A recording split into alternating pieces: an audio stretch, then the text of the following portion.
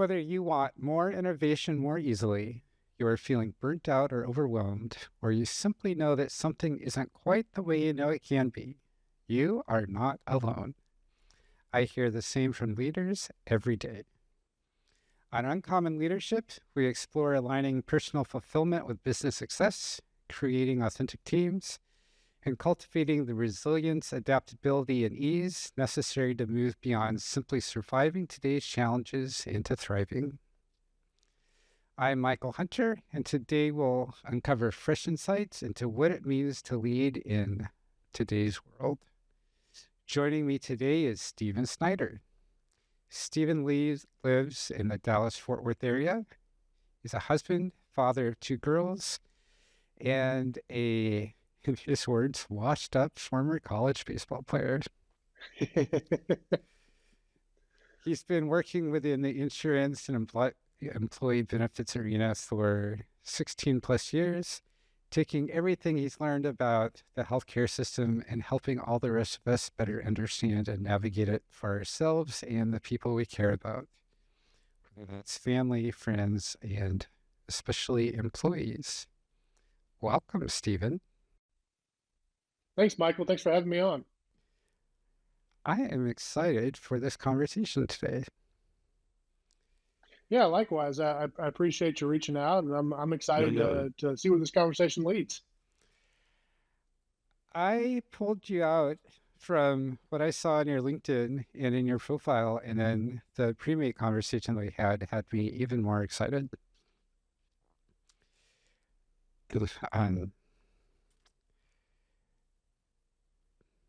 I love finding leaders who are bringing humanity into business, and especially aspects like healthcare, which so often are so frustrating to those of us who have to use it and don't have much choice about how it happens to us. When did you first recognize that integrating your whole self, bringing that into everything that you do, might be a valuable approach? That's a good question. For me, I'd say it was probably around 10 years ago. And obviously, I don't have the exact date and time of when that took place, but I remember in a previous role in a leadership position that we had, we started doing these disc assessments. And prior to that, I had never done one. You kind of know your personality a little bit, but this particular one, it broke down obviously where you were, and then they had a little fun with it too, and told you what kind of bird you were. Like an eagle was the dominant or D personality, and I was what was the I? A parrot. An S was a dove, and a C was an owl. And obviously, they had a little fun with it because obviously the founder of this company was himself. He called himself a high I, a very high parrot. So he had to have fun with everything that he did. But anyways, so it really got into understanding like how I thought normally, how others viewed me, how I viewed myself under stress and under normal situations. And I started to recognize it. And I'm reading it, I'm going, wow, that's spot on. So it helped me to recognize triggers amongst myself. And then, of course, I was a high S and a high C, just for the listeners to know. The high C in me became the classical overthinker. And so I was like, and started overthinking everything about it. But as I got into it, I started to recognize cues and triggers about myself and going, okay, well, how do I bring this authentically to myself every single day? The first was by starting with the classic overthinking, and then before the actual application of it. But it allowed me to really understand myself, how I thought, and what were the triggers that led me, so that way I can continue to figure out how I can be better at everything that I do. And improve, and then also bring that to others that I was leading at the time as well. And for audience who don't know, DISC and the DISC are Yeah, one of the cluster of personality assessments that yeah. There are businesses a million of use. those out there. Was your company using DISC for a particular reason, or this was something that they happened to use at this point and then um, I actually don't know the answer to that.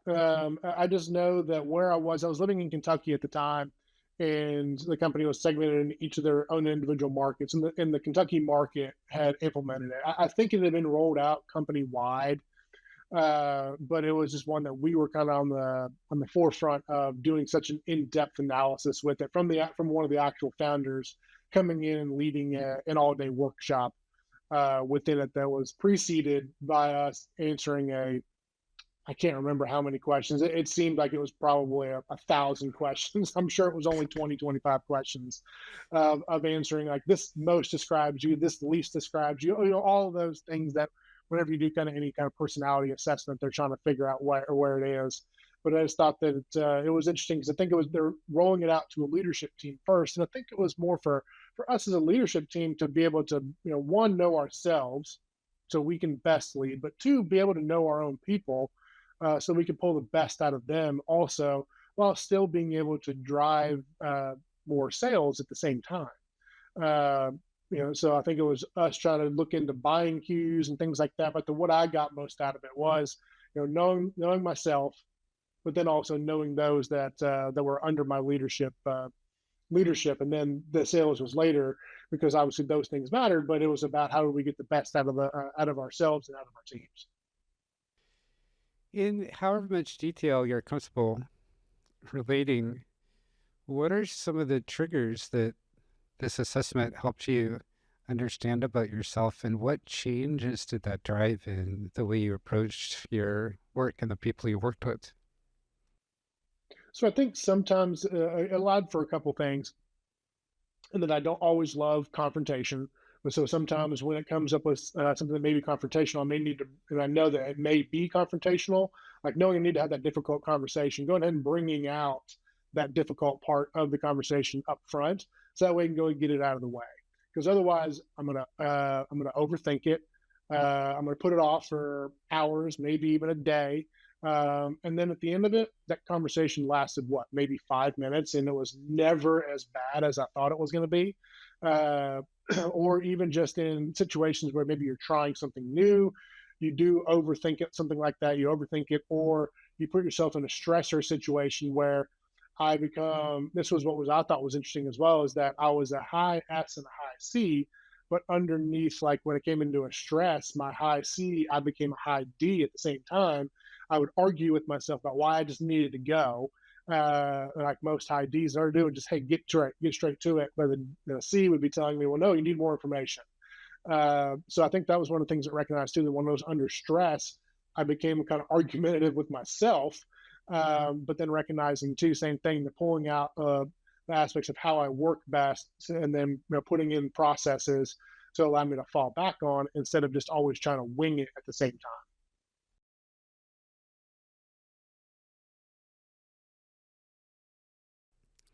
How have you found that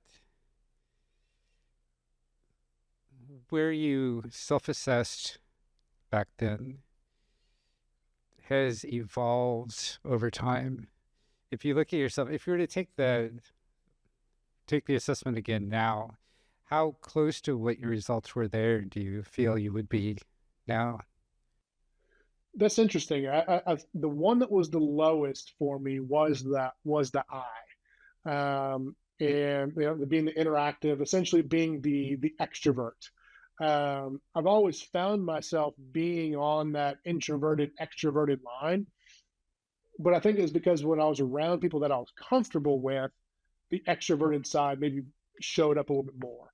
So if I was around, say, 10 people that I knew very well, and then a 11th person came into the equation, that 11th person would never know that I was an introvert.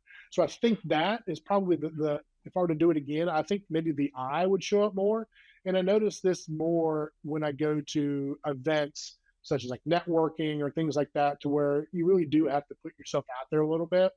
That I'm finding myself much more initiating conversations versus going over to say, hey, I see Michael, let's go talk to him.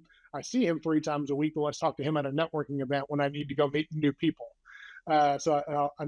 Michael may be my initial point, but I'll say, hey, well, Michael, good to catch up with you, and go find myself or bring people into the conversation. Hey, have you met Michael? Or Michael, have you met so and so?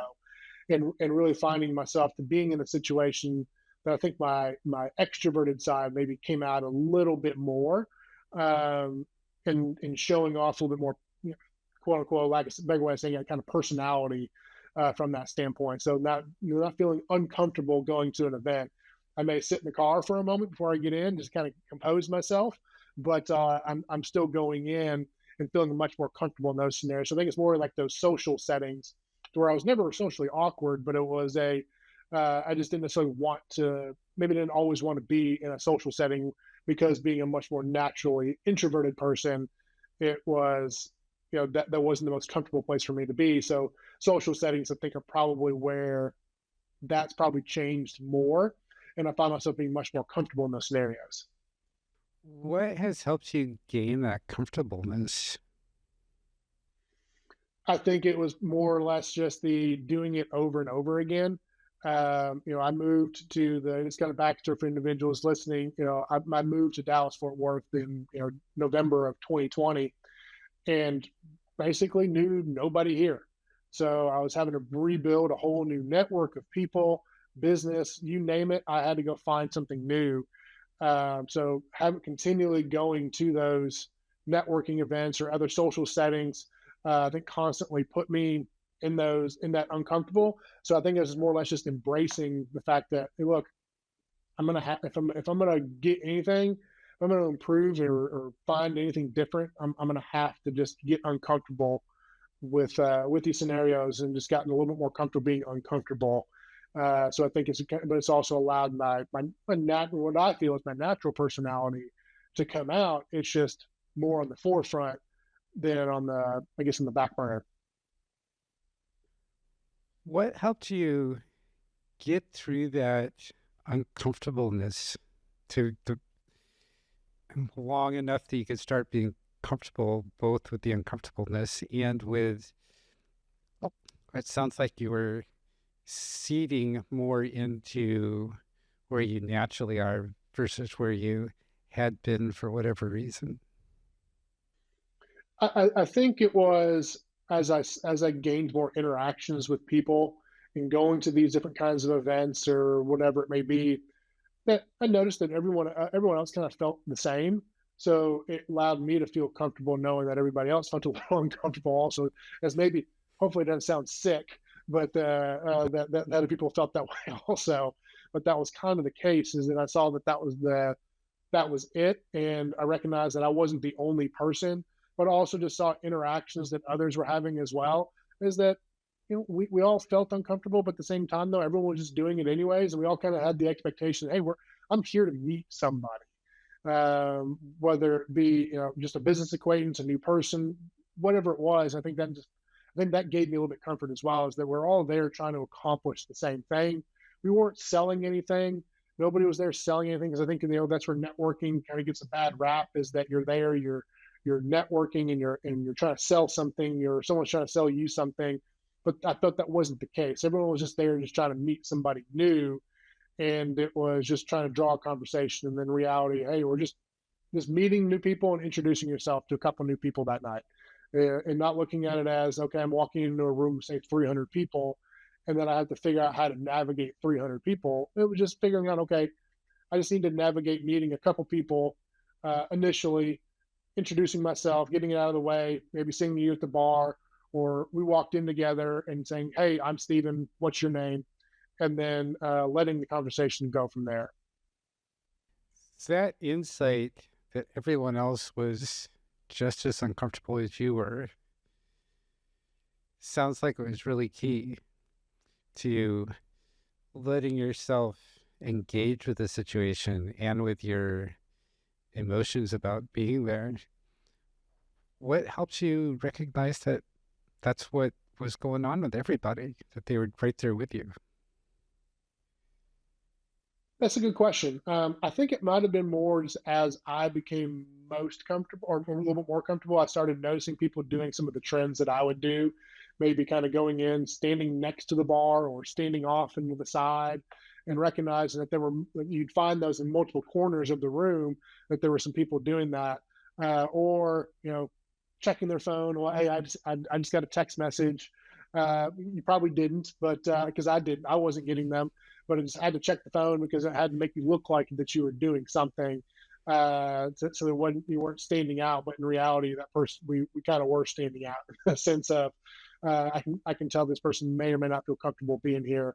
So I think it just allowed. So from that standpoint, I think it just allowed me to do that, but also from an overall perspective, it allowed me to recognize that in people and just being, kind of being a people person in general, even though the disc assessment wouldn't have necessarily said that, or people may not recognize that initially, allowed me to kind of pull out those conversations also.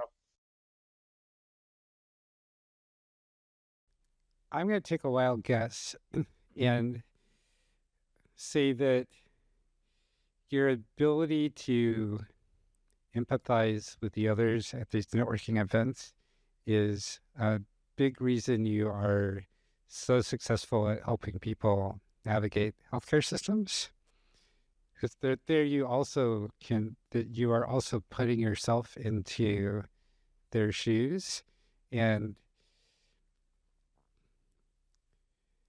pairing that with all of your knowledge of ways that the system can help them and putting these two together to bring them along that journey in a way that feels safe for them from the start. I think that's a fair assessment. So not necessarily a wild guess, as he said. That being empathetic and being able to actually put yourself into someone else's shoes and understand it, and be able to sit on the same side of the table and see it through the same lens that somebody else has, and see their frustrations, whether it be from the healthcare system or through events and seeing it, because we've all, dealing with it, maybe. Or hearing it often enough, you kind of start to see it and empathize and understand why people may have certain perspectives that they do. From the networking one, it was, because I was dealing with it myself, and then from the healthcare side of things, it was from having many conversations with people that they just didn't understand it, so it was something that they just avoided altogether. So, and really kind of boiled back to just a little bit of just education, having a conversation with somebody about it. Because I think sometimes we can all be fearful that, our lack of knowledge, on a particular topic makes us smaller or beneath somebody else. When in reality, it should open up a conversation to be able to say, well, tell me what you know about X topic, and then that person being able to showcase their expertise and essentially putting the spotlight on them. Not to sound egotistical, but that's where it allowed me, on the healthcare side of things, to be able to shine a spotlight on being able to sympathize and empathize and then communicate and educate at the same time. Is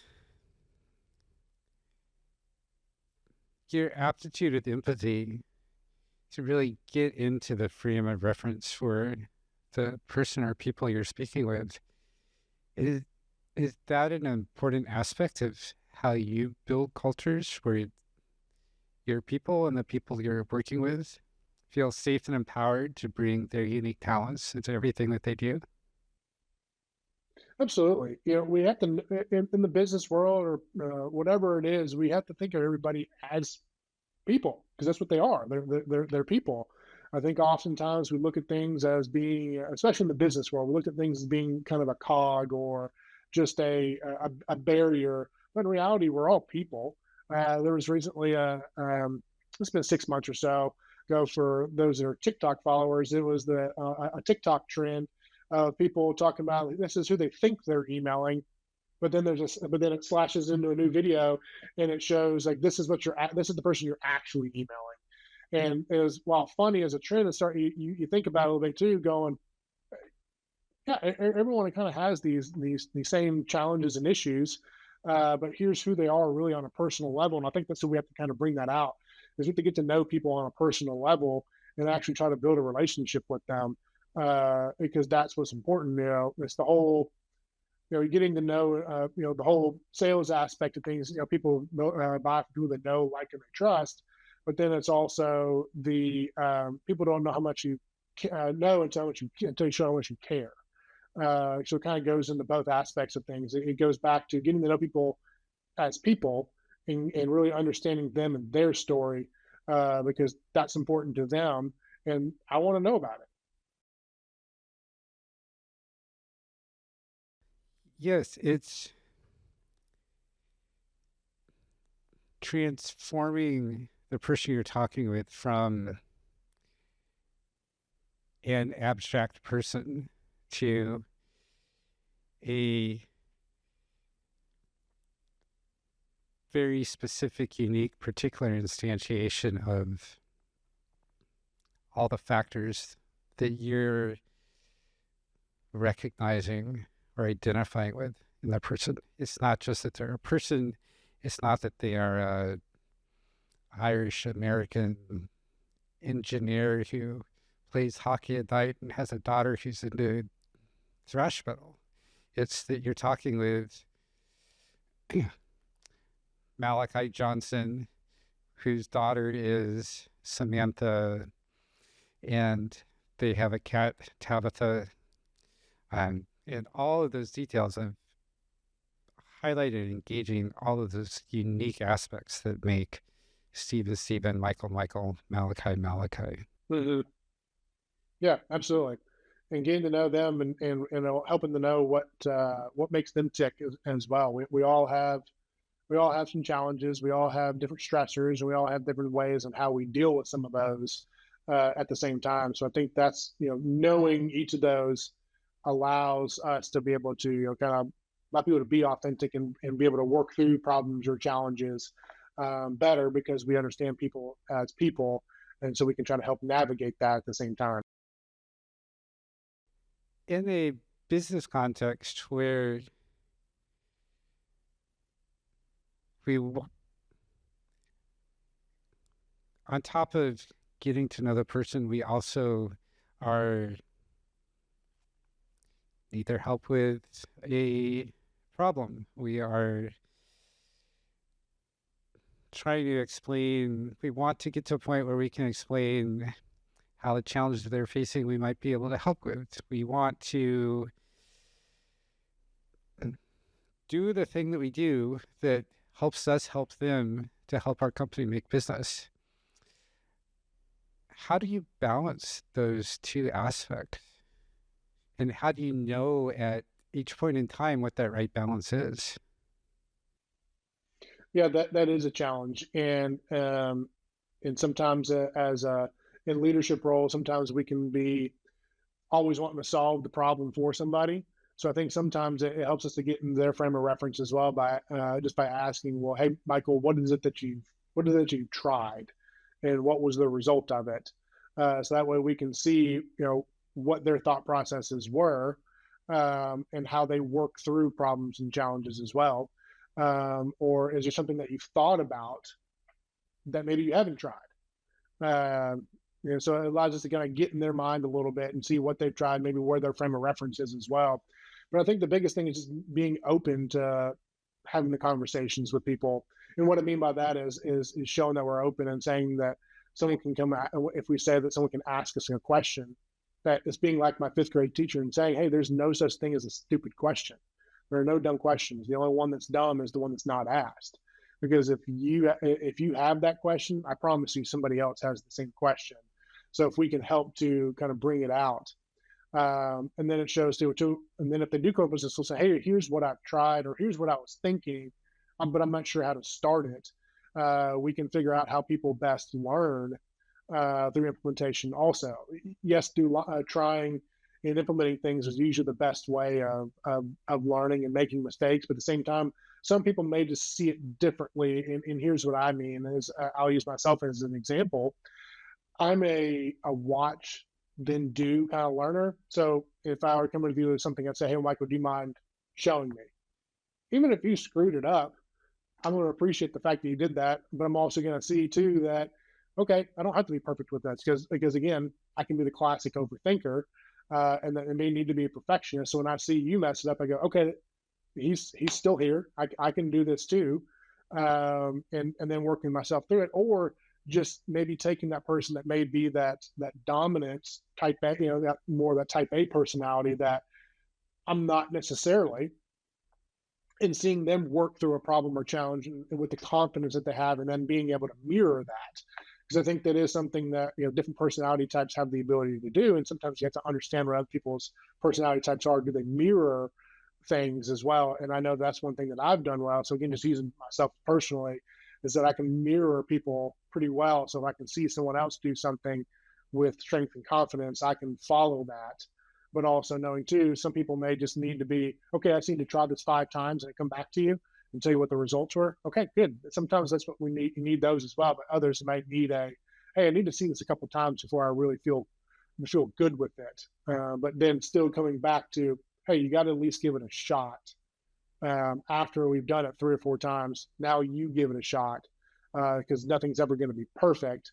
Especially then identifying someone like myself who may be that perfectionist and saying, "Hey, it's okay. I'll show you 1 or 2 different times, but you need to. But then I want to have you do it once. So if we're in sales, hey, if we're going to prospect, I'll do it once, you do it once. I'll do it twice, you do it once. Whatever I'll do it 5 times, then you do it once. Whatever it is, just kind of creating a little bit of that to help create that confidence and kind of the having a little bit of a comfort zone while also understanding that they're stretching it just a little bit for somebody to follow along with it.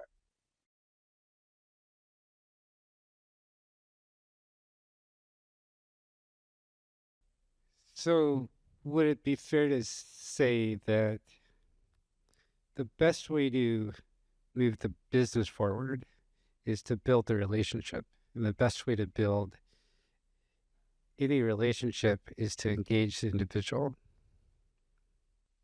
Yeah, absolutely. I think it starts with engaging the individual. We do need to know them and how they think. And obviously, as you're building a business relationship, the personal relationship is going to come along the way, and you're going to get to know, what it is that they are striving to accomplish. Who are they doing this for at home, or who are they doing this for in the future? Because we're getting to know them and getting to know them on a deeper level, we can help to figure out how to best help them to navigate those situations as well. So that's at least part of the business value of creating these cultures where everyone feels safe and empowered to bring their unique selves into everything they do. Is there other business value that comes out of building these cultures? Yeah, I think having different points of view, points of reference, like because I may be the more strategic, say, call it strategic thinker, the one that's going to be thinking out 4 or 5 different outcomes for the one question. Somebody else may be able to come up with that with an answer to it quickly. So they bring different points of view, different opinion to the table, allows but getting to the same result. But I also think at the same time, it creates a little bit of stability for a company as well, in knowing that as you're investing in this person, they're going to want to reinvest back into the business, when it then allows you to keep people, which then allows you to continue to build the brand of whatever you're looking to accomplish.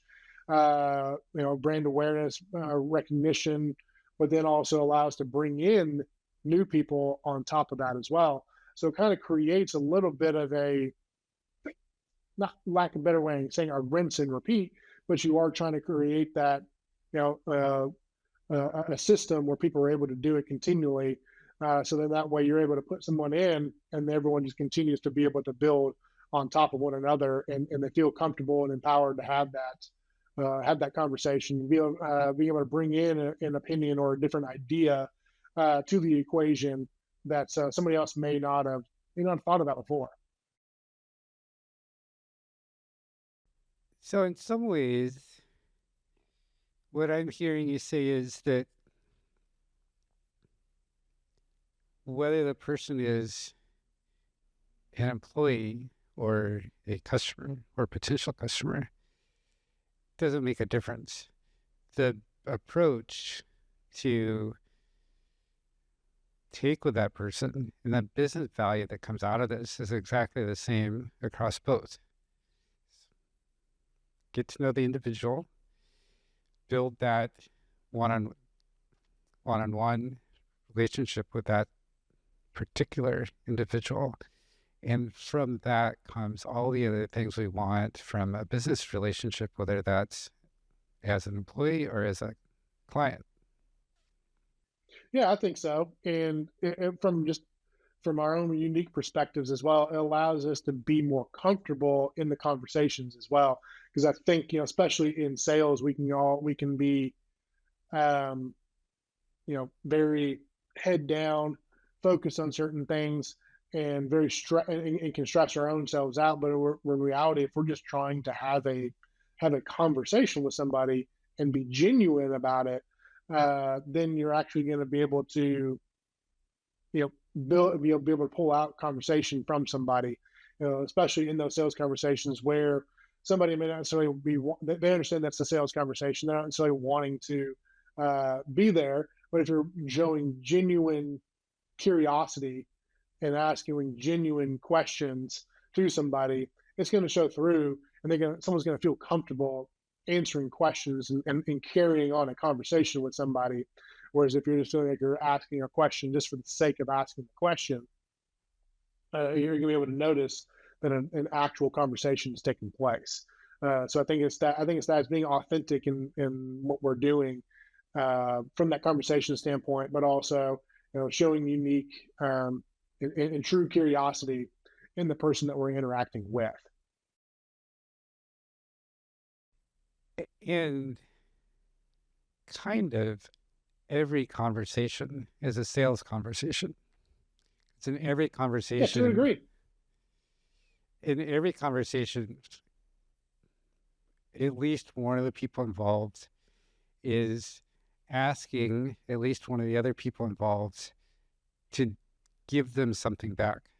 Whether this is feedback Yeah, on my code review, help finding approaches to a problem, all the way up to I know that I'm a salesperson and you're a prospect, or vice versa, and we all explicitly are having a sales conversation. Everything is implicitly a conversation, a sales conversation. yeah, yeah. No, that's right. And I think it's just trying to make it a more authentic conversation, and not rigid and scripted. That especially like in a sales conversation, we try to make it seem to be, have an idea of, especially if you're going into an interaction with somebody, try to have an idea of what you want to discuss, and let the conversation take it where it needs to go, but show genuine curiosity in the questions that you're asking, and listening specifically to what's being said, so that way you can carry the conversation the way that it needs to be conducted. We're not just asking questions for the sake of asking questions. We're going, okay, well, I've asked question number 7 here. Let's actually follow up on that, because a point may have been brought up in a conversation, like even in ours. You may bring up something, I may say something, and you go, oh, I hadn't thought about that. Let's talk about that. Instead, it's just a matter of kind of keeping you may have a framework for a conversation, but you want to make sure that you're uh, following up on a question where it needs to be followed up on, because it may be an important point to that person that actually needs to be discussed. It may be an important point to that person, and it may be also a signal to whole nother levels of value that can be uncovered that you can add to each other. No, that's right. I think so. When I'm having conversations with someone, every time I hear, that's a really good question, I know that this is a strong signal to me that I've found one of those inflection points that would be so easy to skate right past. And if we dig into it, there's going to be enormous value for all of us coming out of that conversation. Yeah, no, absolutely. When someone says, "Yeah, that's a really good question," they likely meant it, and it just means that you're having to really think about that now. Uh, a sports podcast I listen to. I mean, they have a little bit of satire to it, but they talk about that. Like, they say, "Oh, did you hear that? That was a really good question." So, so that's what got me thinking about that when you said that. I was like, yeah, because it does get us on a different level of thinking when we know that there was a good question being asked. So it's allowing that person who was asked the question to being having to think a little bit deeper, a little bit harder about what they're going to say, because they did think of it so profoundly.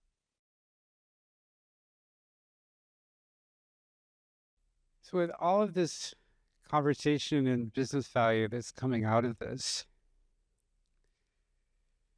On top of all that is there's so much change, uncertainty, and often resulting from that overwhelm that we're dealing with these days.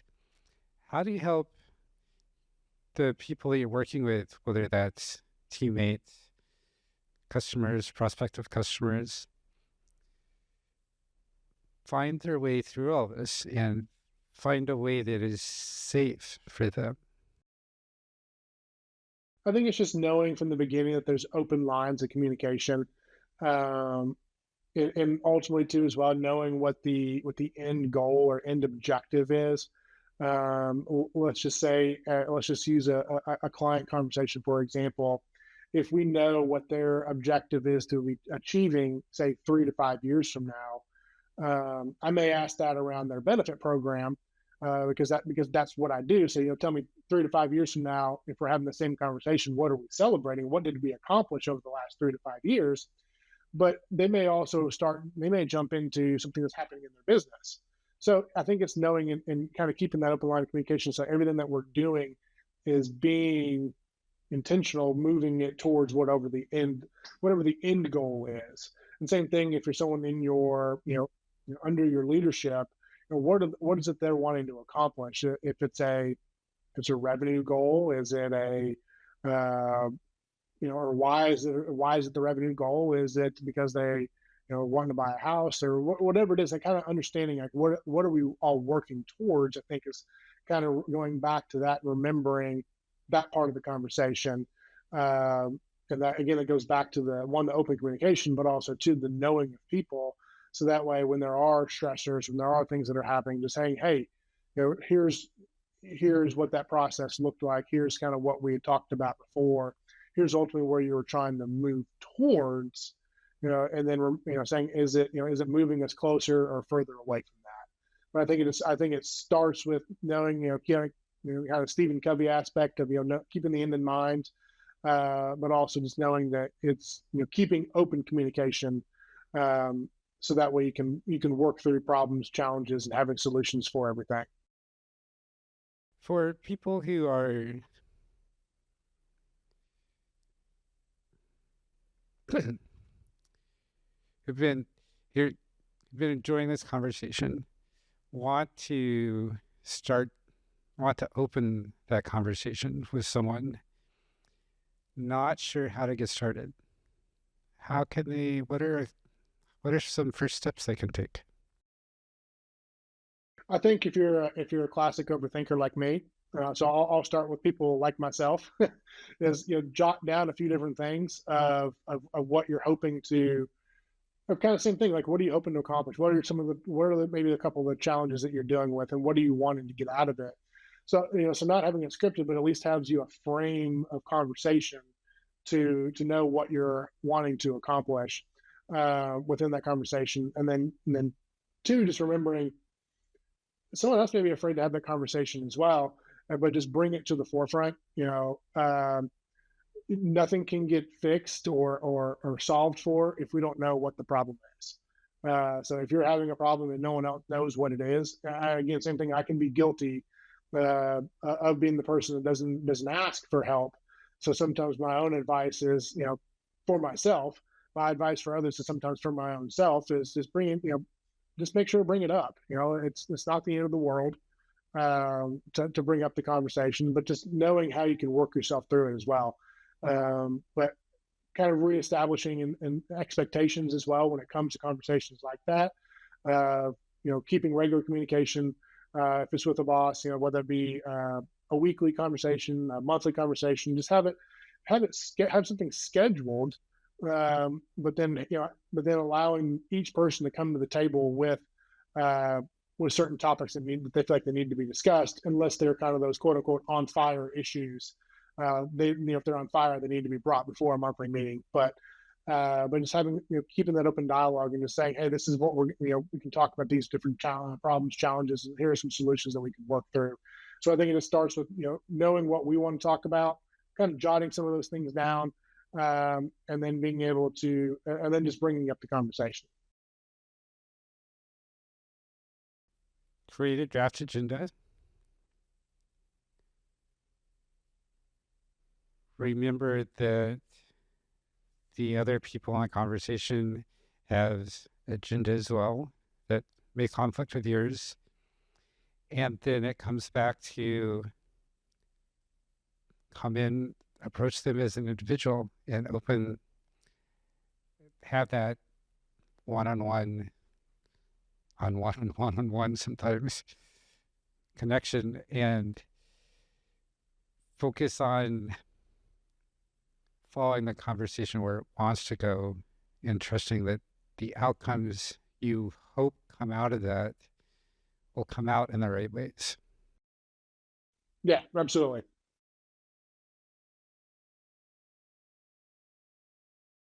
For everyone who's watching, listening, reading, and would really digging everything we're talking about, would like to go more in depth with you about these topics, creating authentic relationships, what's the best way for people to find you, connect with you?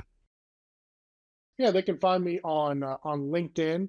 It'll spell my name Stephen with a PH, Stephen, and then Snyder like the pretzels. Just unfortunately, as I tell everybody, there's no relation to the pretzel family. So SNYDDR, and I'm in the Dallas Fort Worth area.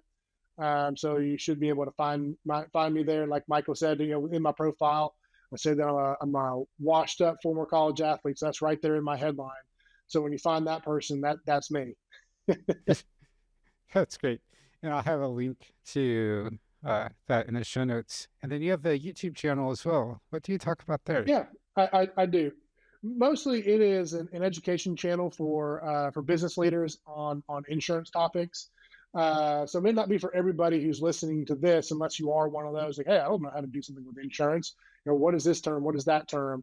And kind of using the baseball terminology of when I played, kind of at the height of the steroid era back in the mid 2000s. The it is called performance enhanced benefits on YouTube. So kind of performance enhancing your benefits is kind of a play on that. Instead of performance enhancing drugs, it's performance enhanced benefits on how you can get the most out of your benefit program, and just different things to think about. There's things that are there. Most of them are short clips, of 2 to 3 minutes long. You got to keep it short and sweet, because unless you're an insurance person like me, you probably don't want to talk about insurance or listen to it all the time. So I try to keep it short and sweet for the audience, to let them just kind of give them a quick few nuggets. That's great. I appreciate the humor that you bring to everything that you do. I try to have some fun with it. That's something that I've tried. When you talk at the beginning of our conversation, bringing in the authentic self. I feel like I've got a little bit of a personality, so try to bring that out, and remember that other people have that as well. Everything doesn't have to be same thing, so rigid. So we have to do it this way. People want to have fun.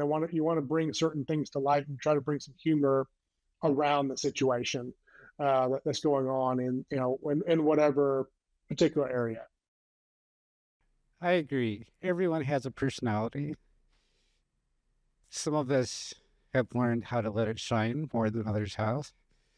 And the more that personalities are engaged in a conversation, the more rewarding it is. Yeah, absolutely. And I think it's about knowing what our personality is. Just because we may see somebody that is boisterous, may not be the right word, but out there with it and being that very extroverted person, doesn't mean that we have to be that. I think that was something that I learned as well, is that I don't have to be. I may need to exude some of that in certain situations in a social setting. I may need to exude more social things and be more social. In sales setting, you need to exude obviously the confidence of somebody. But at the same time, doesn't mean I need to be that way 24 hours a day, because that's just not my personality. That's one thing that I learned as well, is that you'd see some people who were you realize that this again, that were the high I, that they just wake up in the morning and they're just go. And but I can't do that. I need a little bit of time to to capture and recoup myself. I need that individual time to recharge my batteries. Whereas someone else they may need to be around 100 people to recharge their batteries. That is recharge their batteries. I think that's one of the things that the DISC assessment, any kind of personality assessment, kind of taught me, was to know more about myself, and that I don't have to be like somebody else, but just engaging in that conversation with someone who may be very introverted. How can we pull that conversation out of them to let them be comfortable, so that way their personality, like you said, Michael, can shine, it can show through, because it allows them to be comfortable at the same time. Yes, we we all have unique talents. We all flex outside of our preferences sometimes, intentionally or not. And that can be really useful, as you said, in certain situations to flex out to meet someone where they are so they don't have to flex as much, or to Correct.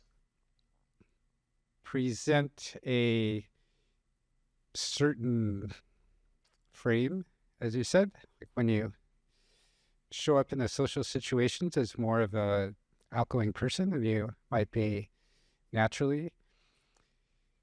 And that all costs energy.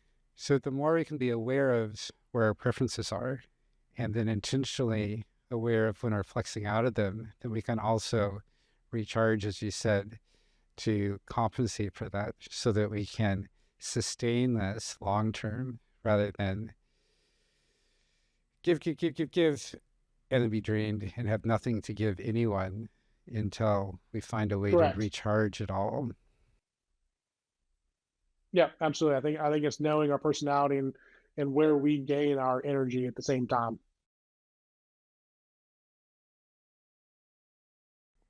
What have you found helps you regain your energy when you're in situations that don't let you do what you would prefer to do? I think it's, knowing that, like, as I'm driving, so I'll just keep using the networking example. As I drive over to an event, using that windshield time as my individual time to be able to recharge my batteries, whether that be listening to music, listening to a podcast, or listening to an audiobook, something that allows me to, to just kind of maybe, I'm not one that necessarily sits in deep thought, but listening to those kind of puts me back into that area where I may be able to have some thought while I am listening. But I think it's just having that knowing and having that individual time. I think is big as well. What would you like to leave our audience with today, Stephen? I think just knowing that communication and relationships are two sided, whether it is a sales relationship, client and prospect, or salesperson to whatever, or leadership to person. It's a two-way relationship. It's not one way, and that you really want to be able to know the people on a personal level, not just a business level, and knowing too that, if, say, Michael, if you were on my team, and at the end of the day, if you said that you needed to leave, and you were going somewhere else, did I do everything that I could with the relationship with Michael, or am I looking back going, man, I really could have done this, or this better? It's kind of that. What is it? I think it was Richard Branson who said this. May not have been. Anyways, it was the quote of, what if we teach them and then they leave? Well, what if you don't and they stay? You want to try to teach them that standpoint. You want to give them the information to go out into the world, but then ultimately they're going to reinvest back into those that invest in them. Yes. And even if they never give directly back to us, by us investing in them, they are taking that investment out into the world, into everyone that they interact with next. And so that's helping us invest in way more people than we ever could on our own. Absolutely. Thank you so much for this conversation today, Stephen. No, thanks for having me on, Michael. This was fun. I'm glad that you reached out and that we were able to make this conversation happen this afternoon. This was definitely meant to be. And audience, you were meant to be here as well. Well, that's Stephen and I know. How are you succeeding in building amazing, authentic relationships? What is you struggling with? We'd love to help and celebrate and just plain old here. Let us know. Thanks and have a great day.